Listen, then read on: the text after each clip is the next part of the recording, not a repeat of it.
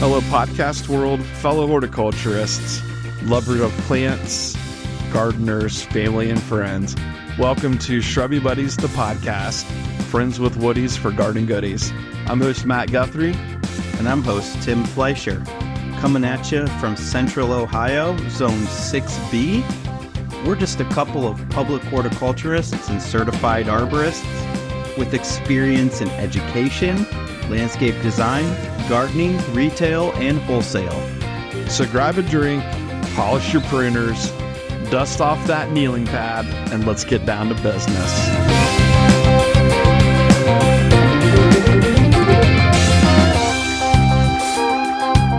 Hey, Shrubby Buddies, and welcome to this week's podcast.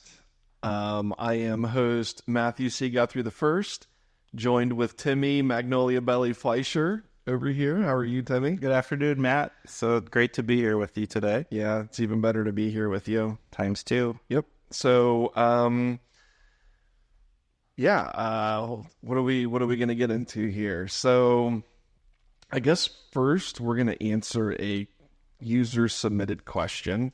Listener submitted question from Megan on Instagram. Hope no one's using us.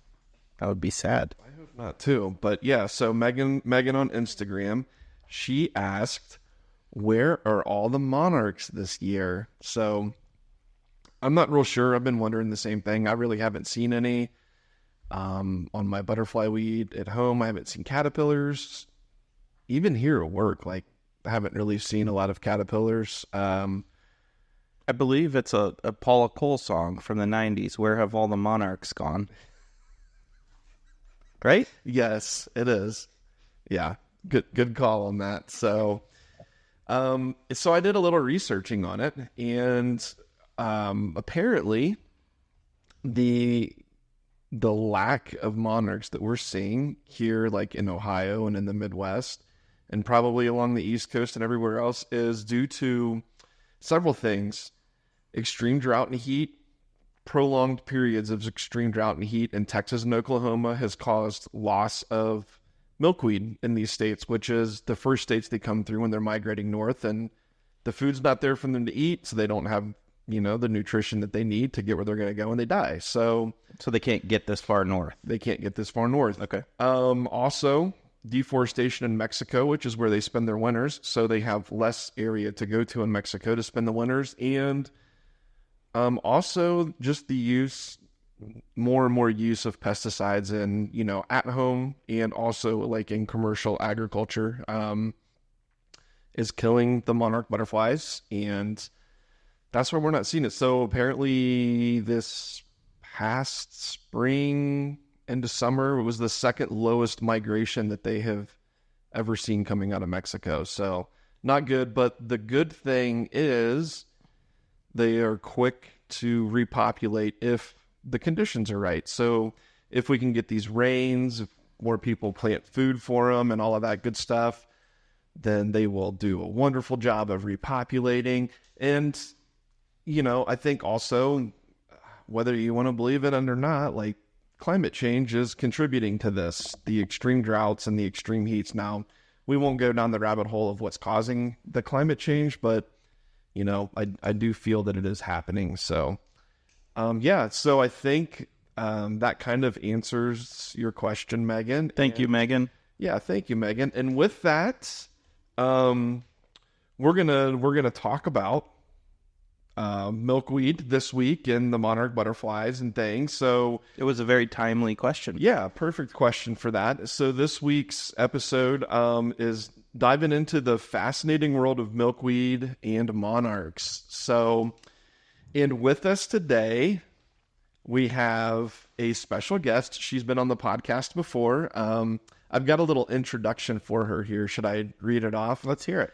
All right. So, the crochet queen with the green thumb and a master's degree in making plants sexy. Yes, even milkweed. When she's not busy turning yarn into cozy creations, she's dropping mad knowledge about how to turn your garden into a butterfly nightclub. A proud Ohio State alum, Brenna knows her way around a garden like she knows her way around a skein of yarn, one stitch and one milkweed fact at a time. ladies and gentlemen, Brenna Rutan. Thank you. Yeah, Thank you. yeah. Oh my goodness. So, yeah. That was fantastic. What an intro. Yeah. You're so too kind. So Brenna's with us. She graduated from Ohio State University with a master's degree in horticulture, and I don't know, she wrote some paper, did something on milkweeds or aphids on milkweeds, and I don't know, something or other. Nothing crazy at all. Yeah. So, anyways, Well, Brenna's with us in house. we're very fortunate to have Brenna here on the podcast to talk about this stuff with us, and we're fortunate to have Brenna as a coworker, but most importantly, a friend. Absolutely. So, thank you for being here, Brenna. Oh my gosh. Thanks for having me. This is a joy, a Yeah. delight. It I'm is. excited to be here. It's kind of awkward because normally we do this with adult beverages to kind of take off the edge, and But we're in a government building we're in a today. government building doing this, so no adult beverages for us. Yeah. Oh, hold on. And I got a soundboard too, so. Oh, yeah. So, Way better than what I was doing. I don't know. I'm not going to use that too much until I figure it out some, but we'll have a little fun with it. Yeah, that's fun. So, anyways, yeah. So, moving right along, diving into the fascinating world of milkweed and monarchs. Yeah, let's get going on this. I know Brenna's probably got some good information she wants to share with us, and we're going to share the little bit of knowledge that we have. I don't know shit about milkweeds, other than I like them and I plant them from time to time, but I don't know a ton about them. So Perfect. That's all you need. yeah, so Yeah, my first question for you, Brenna, is do your milkweeds bring all the butterflies to your yard? They're better than yours. I like to think so. But seriously, so we're gonna talk about a few of the milkweeds that we like to use in the landscape. So there's a lot of different native milkweeds, but there's three primary milkweeds that we use in the landscape, and there's a few annual ones as well. So maybe we should start by talking about the plants. yeah, but before we even go there, Brenna, why don't you just tell the listeners just a little bit about your background with the milkweeds and kind of what it was that you researched in college on the milkweeds and stuff, so they kind of know what, more than the introduction that I gave. Yeah. So yeah, so what was your paper about? What was your research project about on the milkweeds? So cut and dry. It was called Surveying on Oleander Aphids. So I pretty much just went with, I think I have the number somewhere. I had 11 weeks twice, so 2 years in a row from August to November, where I had 15 plants, 5 different types of milkweed that I looked at. Nice. And I had to count aphids. So I sat there for probably, I think at one point I sat there 4 hours with a clicker Counting aphids. counting oleander aphids. So my project, I just did surveying, and I was looking at different bugs, aphids on milkweed, and kind of how the populations changed. With all this, it included looking at monarch butterflies and the monarch caterpillars. So I just spent a lot of personal one-on-one time with my nose in the plant. Cool. Yeah. And these were plants that were in the field. These weren't like in a research setting. They were wild plants. Yes, good point. Yeah, I was actually, most of them were City of Dublin Park, so they were all in the field, whether they were volunteer or planted. There were some in like a manicured bed, and that was included in this. Yeah. So, yeah. Yeah, I remember when you were doing that. And Yeah, when she worked here in a seasonal capacity, and you were always scouting for milkweeds and always looking for aphids. Oh, yeah. With Yeah, my and- nose to the plant. and I used my macro photography to get some pictures of those bugs for you. So Oh, yeah. So that got me brownie points when I did Really? my So I think that was the only reason they were like, yep, you're good. get girl. out of here. Get out of here. Not the only reason. The reason you did so well is because you're a smart ass woman. That's why. It's because milkweeds are sweet. Yes. Well, both things can be true. Well, Oh, good point. good Tim. point, Timmy. God, you're always so smart. Thank you. A smart ass man. Smart ass man right there. All right, so that's a little bit of Brenna's background, and what she kind of did at Ohio State. Not to mention, that wasn't the only thing she studied at Ohio State, but because this is an episode on milkweeds, That's important. So, yeah. So into what are we going to do? Talk about the ones that we like? Yes, I think the three main milkweeds that we want to talk about for incorporated into your landscape are the swamp milkweed, the butterfly weed, and the common milkweed.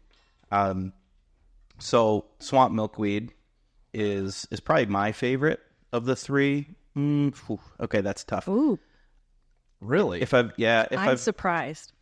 The reason why it's my favorite is because when a couple years ago, when we had a lot of monarchs laying eggs on our milkweed at home, they were really attracted to the swamp milkweed.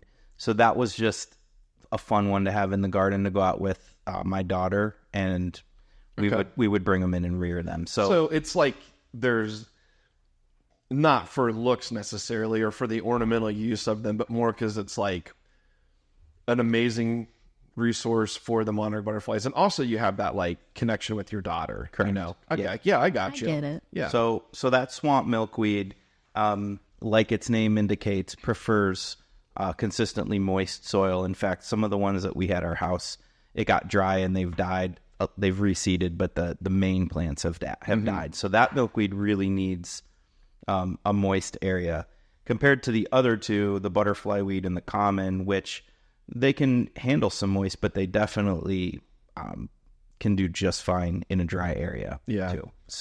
So with the Asclepias incarnata, the swamp milkweed, let's talk about like a couple of cultivars. So traditionally speaking, you would find these milkweeds and things in more naturalized settings, but there's some good cultivars that are out there that you could work right into your ornamental landscaping beds. like they stay a little more compact or have a different type of flower color. Correct. So with the incarnata, you know, if you have a lower area in your garden, someplace that stays wet, or maybe it's some sort of like retaining type area where the water drains to, you know, that would be a good spot for this. Rain garden Near a gutter where maybe you get some water that overflows from the gutter. All good spots for incarnata, but so I'm going to throw one out there, and that would be soulmate. Asclepias incarnata soulmate. I don't know what you guys think about that. And then what's the other one that we use that you like so much? Ice ballet? Ice ballet, yeah. I have, for some reason, I was thinking Cinderella. So yeah, ice ballet. Cinderella is another pink cultivar. Oh, okay. So there is a Cinderella. So the straight species is pink. The soulmate and the Cinderella are both pink blooming as well. Okay. Slightly more compact. Yeah. And then the ice ballet is a white flower, which I don't know if you've noticed this, Brenna, but I think that the flower on the ice ballet is smells nicer. I've never noticed that, to be It honest. has a really nice scent to it. Never smelled it. Yeah, get your nose into it. Yeah, I mean, it's too late at this point, but I planted those ones over there in that like little rain garden thing that I planted, and I mean, they're kind of starting to look a little crummy now because they are loaded from head to toe in aphids right now and all kinds of stuff. And also they're kind of, I have Joe Pye weed planted near and around them, and I'm waiting for it to get a little bit of size to it to help hold them up. So right now they're kind of floppy, but nonetheless, I think it's a great plant for the area that I put it in, like at the bottom of this bioretention swale type thing. So yeah, we'll see how it works out. I'm excited for it. Yeah, what's up with those aphids? Yeah, let's talk about these aphids a little. Right on. Because I get a lot, like at the greenhouse, I get a lot of customers that are like, oh, I planted my milkweed and it's got these aphids all over. What can I spray to kill them? Or there's just a lot of concern about it because they don't know insect on plant is bad, right? So, right. And I know that that's not always the case. Are your customers coming from Minnesota? Oh, don't you know? Okay. Maybe. I don't know. Oh, yeah. You kind of went Minnesota with your... I don't know. You're from Cleveland and you go Canadian on me all the time. So, all right. Let's hear about these aphids. Yeah. So Brenna, let's talk a little bit about these aphids that we see on these milkweeds, like I'm seeing on the ice ballet. Right. Yeah. I mean, when it comes to aphids, and I think it's kind of a personal preference, but really it's not, is just leave them. I wouldn't spray I wouldn't try and treat them, because when doing that, you're also affecting the relationship between the plant and the monarch caterpillars, the plant and other beneficials that are on it, like the lacewings and even the lady beetles that are on there. Those are going to eat the aphids and survive. So the best thing to do when it comes to aphids is Leave them. let them be. And I know, talking to people, once you know what they are, it kind of becomes less unsettling. Like, we have a coworker, Kyle, the other day, he was showing me a photo of his aphids. He goes, they're kind of pretty. Yeah. And so kind of just embrace them. Yeah, and you can get a lot of them on a plant, right? Oh, yeah. And they're pretty And colored. those are called oleander aphids? The orangey ones? Orange ones, yeah. Yeah, those are the oleanders. Okay, oleanders. Yeah. Gotcha. And they suck the juices from Yep. the Sucking mouth parts, little baby. vampires. Yep. sucking mouth parts. Yeah, so in the greenhouse, what I normally tell people is, like, don't spray them. They're not going to kill your plant, right? They're just annoying. Yeah, but if it's, what I tell them, if it's something that's really, really bothering you, just spray the plant off with the hose. Yeah. And Oh, knock yeah. some off that way, rather than using some sort of a pesticide or something like that. And so they are affecting because they can cause the plant not defoliate, but make it look like it's starting to senesce. You can just clean up your plant, cut it off, cut the aphids off. That's okay. yeah, okay, Because I think when it comes down to it, milkweeds have very pretty aspects to them, especially early in the season, right? They get beautiful blooms. But we're not planting them for late season beauty. At that point in your garden, they're there for the wildlife, for the critters. So that's part of, and we've talked a lot about this before, is planting things in your garden that are helpful for the different critters that come in and out of your garden. And this is just one of those plants, right? Yeah. yeah. So stop being selfish. It's not all about you, right? Plant some plants for the damn aphids and for the critters and That's right. and things like that. So that's great. Yeah, I know you and I had talked, and you were like, "Oh, I don't want to ruffle feathers if having an opinion on this and it not being everybody else's opinion." But screw it. You have a master's degree in horticulture and you studied this, and your opinion matters. So That's right. yeah, That's right. absolutely. Tim, Yes, you got sir. anything to add? Not at the moment. Okay. So coming into this, I was like, Tim, I don't know a whole lot about this. He's like, it's okay. I'll do all of the work and you just sit back and relax. And here we are. And Tim's just like, I've got nothing. He's just staring at you so intently right now. I know. Sweet. All right. So we talked about Asclepias incarnata, swamp milkweed. What was next on your list? Was it tuberosa? Yeah. Okay. So Asclepias tuberosa. let's dive into the world of Hell Asclepias tuberosa, because I know a little bit more about them. Personally, it's my favorite milkweed. Mine too. Yours too. So butterfly weed is the common name for it. Super pretty orange. An orange that's hard to beat this time of year. Well, maybe, although mine's still blooming. Mine's still blooming too. So it's mine. Mine's been weird this year. Mine bloomed way early. And I was like, damn, that was quick. And then it bloomed again. And I'm like, okay, cool. And now it's putting on a third set of flowers, which mine has not done that before. But yeah, so butterfly weed, not real big, tucks nice into the landscape. The foliage is nice on it. The foliage is a little bit smaller. It's not as big and chunky.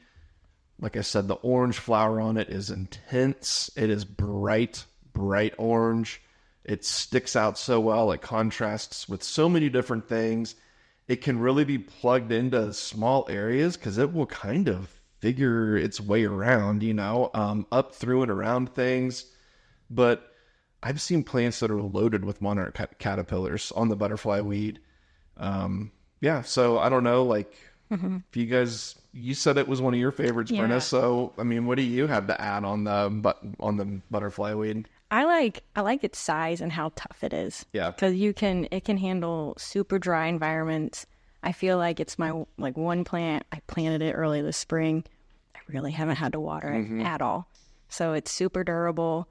I know, like, I think it looks good when it blooms. I like its foliage. I know, like, right now, mine's starting to bloom again, and it's kind of also Kind of like getting a little gritty and crummy looking. Yeah, mine are that way too. But I think I just slowly clean it up, and I think it works. So it's easy. Do you think those orange aphids work well with the orange blooms? Oh yeah, after those blooms are gone, the aphid said, "Let me shine." Yeah. My turn. Like, are those aphids or flowers? And you just got to get up close. Oh, they're aphids. Those are aphids. Yeah. So what do you got, Tim? What do you have to say about butterfly weed? I do agree that it's kind of the perfect balance for the landscape, as far as it's a very charming plant. The orange is not that common in a lot of the plants we use, so it can really give you pops of bright color, and it stays smaller than the other milkweeds.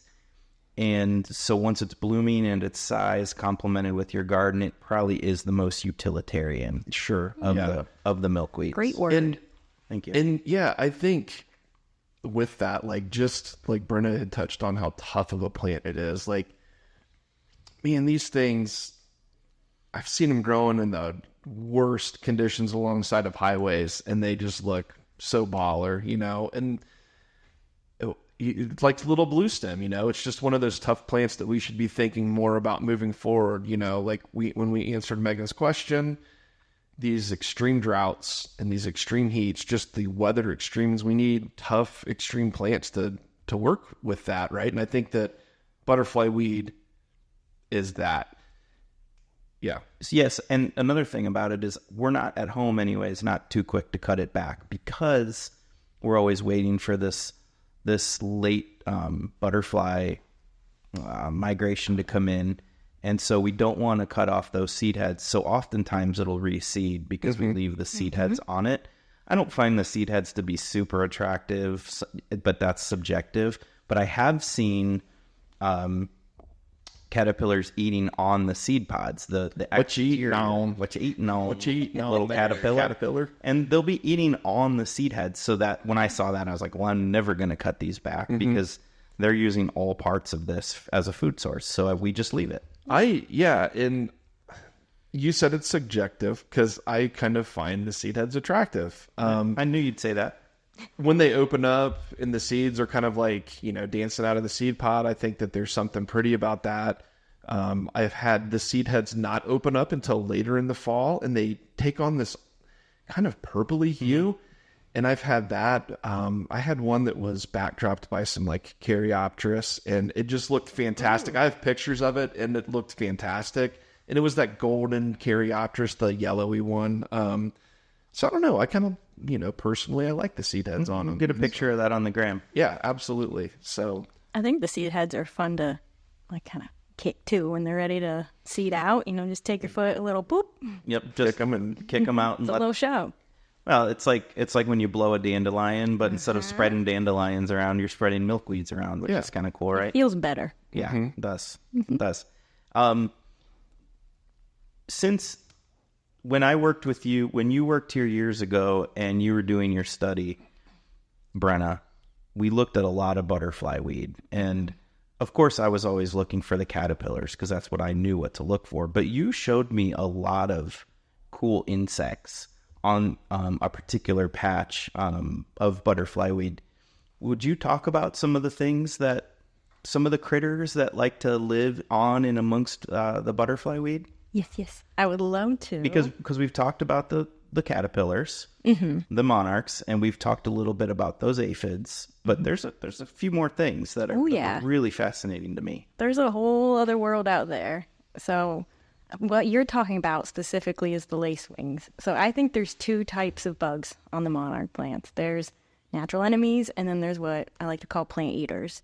So the natural enemies are lacewings, parasitic wasps, and then the ladybugs, the adults, and the larvae. And those are what are going to eat your aphids.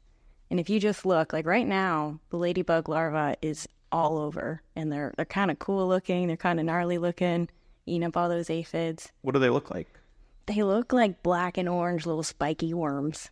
And then they turn into your typical lady beetles, the little orange ones. I remember that. I was like, no way. Those are like early stage lady beetles. You would never guess, which is kind of the fun part. That's why I like them. Do you have pictures of those I things? do. Okay, cool. We'll get those from you. Yeah, I'll throw it up on the gram. Don't you worry. Yeah, you're gonna throw that up on our gram for us. Yep. Don't you worry. And the lace wings, the eggs you showed me, they looked like little upside down balloons just dangling down. It was like on a thread, They're cool like as a shit. spider web thread.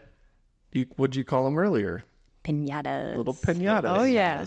They're really cool. And if you see them once, you'll never stop seeing them. Like, I always look for them. And I think you do, too. Yeah, I look for them. They're delicate. They're cool looking. And it's just eggs on a string. Eggs on a string, which turn into lace wings. wings, And what do the lace wings do? The lace wings also feed on aphids. They're one of the natural enemies for them, trying to keep that population at bay. Awesome. So a couple things you might not notice, because you look at a milkweed plant and you see all these aphids, and you might see these black specks, which maybe just look like little poos, but they're actually... They're mummified aphids. Well, what I was referring to the baby lady beetles. Like, if you're not looking close, it might just look little specks of poo. Yes, they look... Well, there's a lot of things that look like poo in life. Let's get real. And you get in there, right? And you see these dangly balloon things, Yeah. but you might not see those from a distance. But if you apply pesticides to kill these aphids, Right. you're killing those things, Right. And Just automatically. That's what you got to think about when you want to, take out your aphids. There is so much more on there. I can't even count on both hands the amount of different types of insects that I surveyed when doing my master's. So there's more than just aphids. It's like a milky system. It's a little ecosystem. Yeah. Milky system. Yeah. I like that. You should write that. And I'm sure that, we're talking about lacewings and the lady beetles eating the aphids on the milkweed, but aphids on anything, right? I would imagine if you have vegetable gardens that like pepper plants will get aphids and things, I would imagine that they'll eat the aphids on that stuff too. Yeah, and I know there's a lot so- of people that will. We do in our greenhouse. We release these natural enemies for things like aphid on other things. Yeah. So it's not just the milkweeds that these lacewings and lady beetles and things are eating. It's the aphids on everything. Do they feed on like thrips or anything? I think mites, thrips might be. It all depends on what natural mites enemy you're too. talking about. Yeah. Oh, wonderful. Yeah. So if you got some like house plants that you bring out that have spider mites on them, Yeah. boom shakalaka. Boom. There we go. It's pretty cool. Once you kind of get into it and know what you're looking at, it's fascinating. The fascinating world of milkweeds and monarchs. And I'll tell you what, we haven't talked about the monarchs much. We did touch on them at the beginning, but I am always just mind blown when I go out and see some monarch caterpillars munching, and then I go out the next day and I see the same ones and they're a little bigger and bigger, and then next thing you know, they're like the size of my thumb and they're fat and they're starting to curl up, and they're about to get into that beautiful green chrysalis with the gold trim. And then how much longer later? What is it? Is it like 11 days or 14 They days? say 8 to 15 days Okay. is Yeah. what it takes. So like 1 to 2 weeks later, this butterfly emerges. How does this sack full of goo turn into this beautiful butterfly? Magic. And that's the only thing. It's just mind blowing to me. Yeah. And I'm not. It's I don't amazing. necessarily want to know why. How. Hashtag science. Yeah. Hashtag sacks of goo. Yeah. It's incredible. Gooey sack. It's just mind blowing. Just excites me. Yeah, so what I love is I've got a lot of butterfly weed planted in my garden. Just the regular species, and then one cultivar that we didn't talk about, but it's called Hello Yellow. Yes. And it's very, very similar to the orange, but the flower's more of a yellow. It's a yellow color. I have some that are kind of maybe orangey yellow, but it's a stark difference between the two. So Hello Yellow would be another one if you wanted to get like a yellow color of milkweed into your garden. But I have both the species and the Hello Yellow planted, and I love it because my next door neighbors, they've got 4 boys now, but the two older ones, Jackson and Maddox, they come over. They did it last year. This year they haven't as much, but they would come over every night, it seemed like, to count the caterpillars on the butterfly. And they knew, like, their dad is a total naturalist, loves being in the woods, loves everything about wildlife. So they knew what milkweed was and what butterfly weed was. And they would come over and count the caterpillars on all of the plants and, and then kids can take them and hatch the chrysalises and kind of understand that whole process. They can catch the caterpillars and the little insect critter cage thing and let them feed and wrap themselves up into the chrysalis and watch that whole process, which is super cool. Oh, yeah. So cool. Yeah. I would love to be in Mexico when they migrate down there. Because, I think I was reading where the majority of them migrate to just what was it? Only like a few acres. Yeah. Literally a few acres of woods that they all migrate to. Yeah, that's insane. There's a episode, Planet Earth episode, all about migration, and it starts with the butterflies, and that's like one of my Was favorite. the patch of woods that they migrate too small? I think so. Yeah, because I would think I was reading, I could be wrong, but that this patch of woods used to be 5 acres, but there's been deforestation, and now it's down to 2.5 acres. It's been cut in half. But I don't know. It's kind of wild. Wild indeed. Yeah. Crazy. Anyways, so what do we got next on the agenda here, Tim, to talk about? Well, we mentioned a couple. The other native one that you might find in the garden, milkweed wise, is common milkweed, Asclepias syrica. I think we've saved it for last because as far as the ornamental value goes, it's not my favorite. My least favorite. Same. It's got real big chonky leaves, so if you have a big space and more of a meadow naturalized planting, then it's perfect.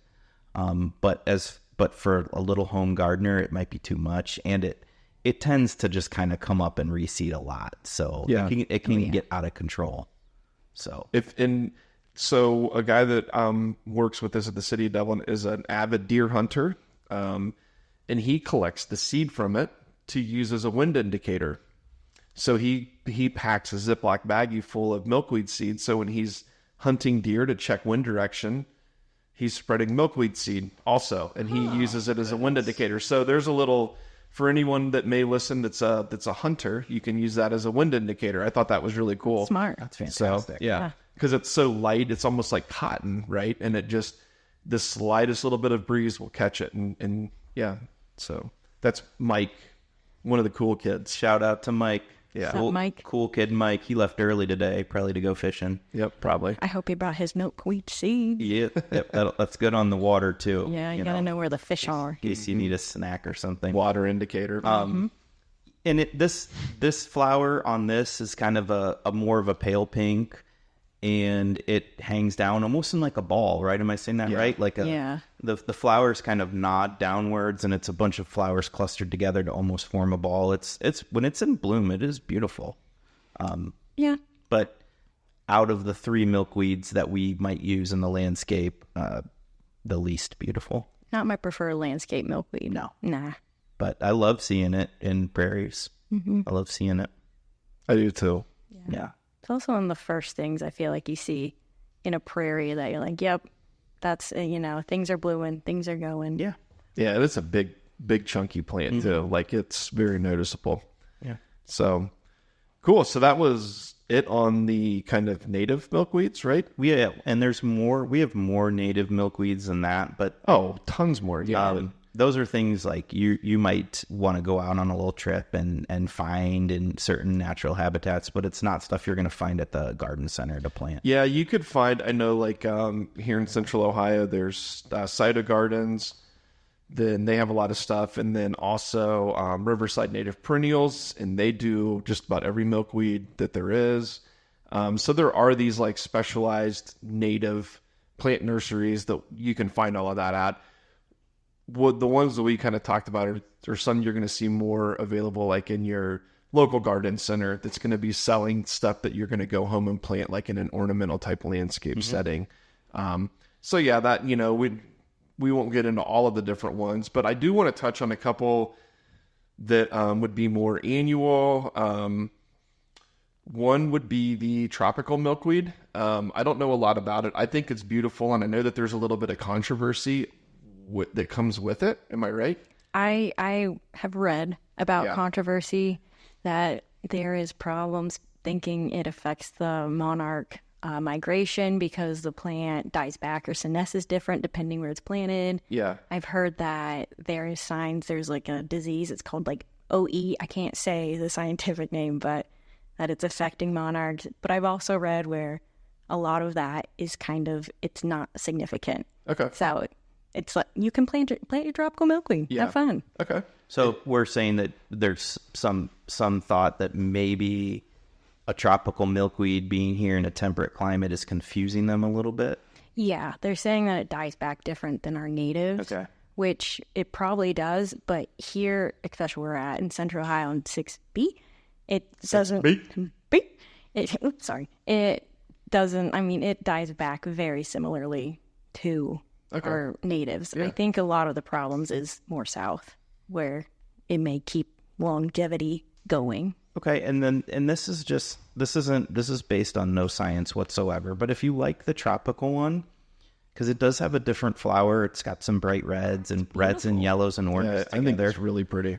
Go ahead and use it. Yeah. And if you're feeling guilty, plant some other native ones around too. So that way, you've got all your bases covered. Or just don't even feel guilty about it. I don't know. I don't think you should. Personally, if you're planting milkweed, you're supporting the monarch. Yeah, to me, it's like until the study comes out that says this milkweed is the reason why the numbers have dropped decisively, then I'm not too worried about it. Sounds very subjective. Yeah, I think all the research I've done, it's been like your typical Facebook post. Like my Aunt Betty told me where the scientific articles and journals, I have not seen anything. If you're a young kid wanting to write an argument in college about this, right? Why don't one of you young kids? Yeah, I mean, write a fact sheet. Research this. Yeah, that's what I did. You write a fact sheet on tropical milkweeds. And you don't got to do that with a master. You can do that on your own. Yeah, own time and knowledge. For sure.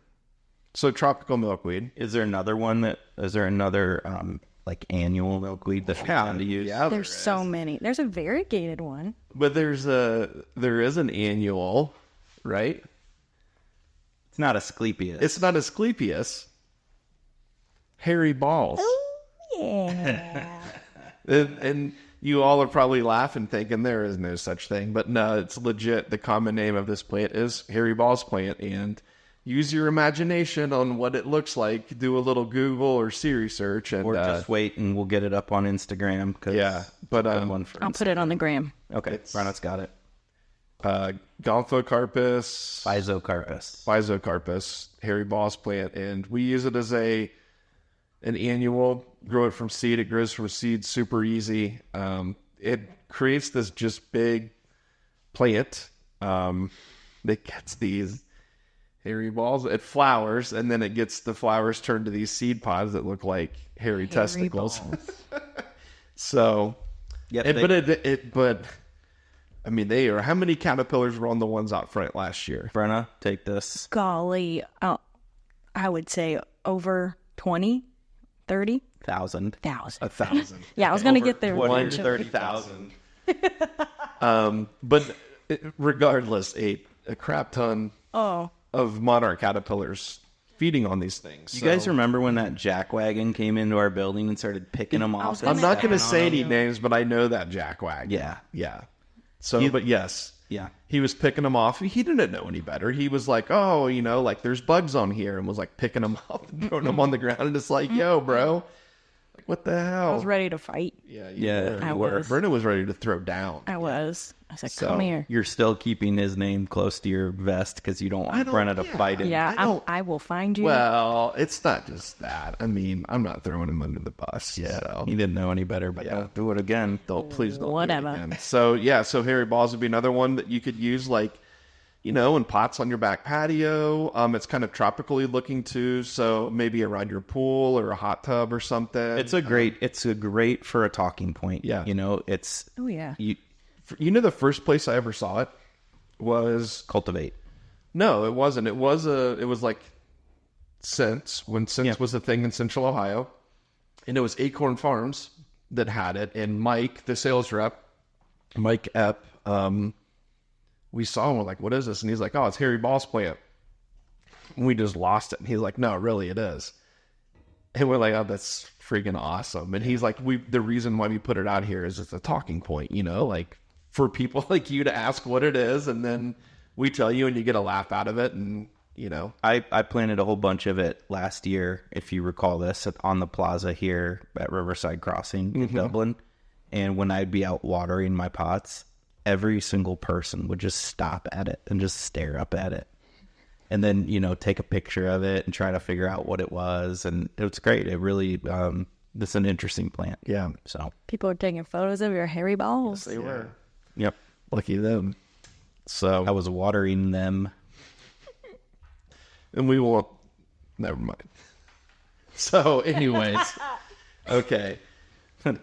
So, what else we want to talk about in this episode? We've got the milkweed queen over here. So, we've gone over some talk on insects. We've gone over some different milkweeds to use in your landscape. We've gone over some annual milkweeds that you can use as filler plants in the garden or in pots and annual plantings and things. What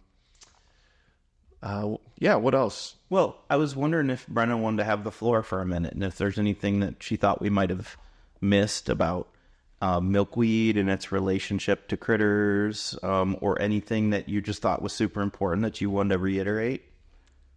I just think that people do your research and have fun with it. I don't think it's anything scientific. It doesn't take a master's to enjoy milkweed.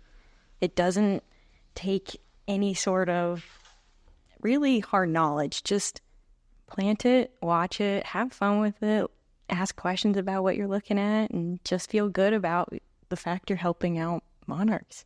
Is there a link that we could share with the people to your fact sheet? Probably. Probably. I can put it on the gram. Okay. We need to find a fact sheet link for Brenna's fact sheet. I don't know. Is there any cool data that you want to share with anybody? So you can nerd out for a minute? I know you've got a laptop full of it there, but the data that I have, or data, wherever you like, it's dry. okay.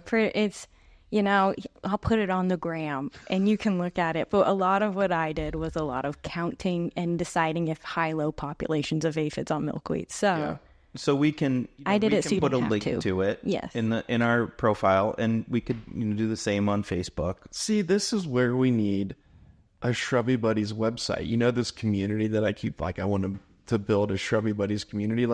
If we had a website with a blog spot on it, boom. Hey, Brenna, write a blog on this and just load people's ear with this dry data. Load your ear. Some people like a good dry data. I know. Hey, I will share it. I'm just saying it is dry. We'll share it one way or the other, but I disagree that you like a dry data, Matt. You're more of a wet data guy. It just depends on the mood. Okay. Just depends on the mood. If you say so. Say lobby. So that does that kind of wrap up the episode then on milkweeds? Would you say? Yeah, I think one thing I want to just mention is that milkweeds, we talked a lot about the caterpillars that use them as a food source and a place for them to be on before they make their chrysalis and become butterflies. But also, milkweeds are a great nectar source for a lot of different pollinators. I've seen, what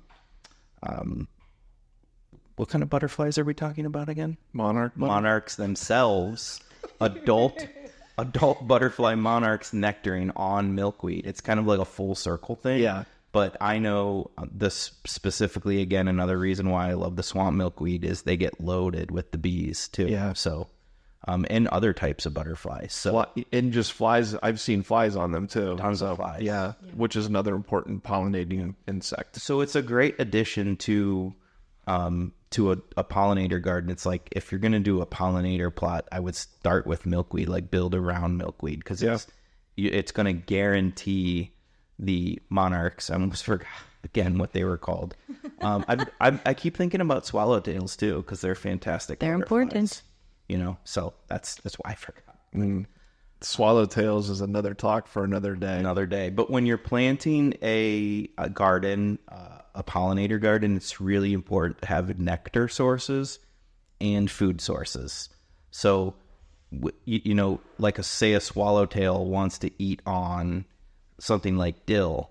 It's important to have dill in there so the caterpillars have something to eat. But it's also important to have these things that bloom so the adults have nectar sources. Yeah. Right. Yeah, what you eating on there, what you swallowtail? Oh, just eating on a little dill. Little dill, little parsley. Little parsley and dill salad over here. Unless you're a spice bush swallowtail, then you're eating on spice bush. Eating on a little lindera. Mm-hmm. Benzoin. Oh, boy. I wonder if that's how the swallowtail sounds. I think they're pretty southern. Yeah. Yeah.